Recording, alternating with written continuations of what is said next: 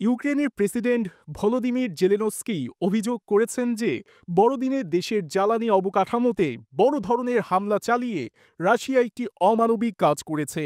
Zelensky বলেন, রাশিয়ার অমানবিক কার্যকলাপ ইউক্রেনকে ভাঙতে পারবে না এবং বড়দিনের অর্থকে বিকৃত করতে পারবে না। ইউক্রেনের বিমান বাহিনী জানিয়েছে, তারা হামলার পেছনে ১৮৪টি ক্ষেপণাস্ত্র ও ড্রোন শনাক্ত করে প্রতিহত করেছে। হামলায় হতাহতের ঘটনা ঘটলেও সুনির্দিষ্ট কোনো সংখ্যা জানানো হয়নি।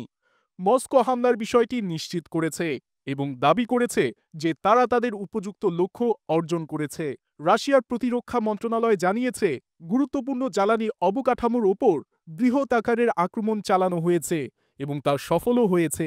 এই হামলার ফলে রাজধানী কিয়েভ সহ সারা দেশে বিদ্যুৎ সংকট দেখা দিয়েছে। ফলে কিয়েভের অনেক বাসিন্দা মেট্রো স্টেশনে আশ্রয় নিতে বাধ্য হয়েছেন। ইউক্রেনের বৃহত্তম বেসরকারি জ্বালানি কোম্পানি ডিটিইকে জানিয়েছে, এবছর এটি তাদের জ্বালানি খাতে ১৩তম বড় ধরনের হামলা। মার্কিন প্রেসিডেন্ট জো বাইডেন রাশিয়ার এ আক্রমণকে অমানবিক ও অশোভন বলে উল্লেখ করেছেন। তিনি বলেন, এই হামলার উদ্দেশ্য ছিল শীতের সময় ইউক্রেনীয়দের তাপ ও বিদ্যুৎ থেকে বঞ্চিত করা এবং তাদের গ্রিডের নিরাপত্তা বিপন্ন করা।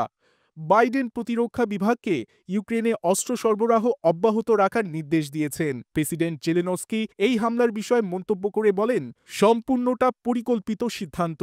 তিনি এই বিষয়কে অমানবিক বলে অভিহিত করেন এবং দ্রুত বিদ্যুৎ পুনরুদ্ধারের কাজ চলছে বলে জানান।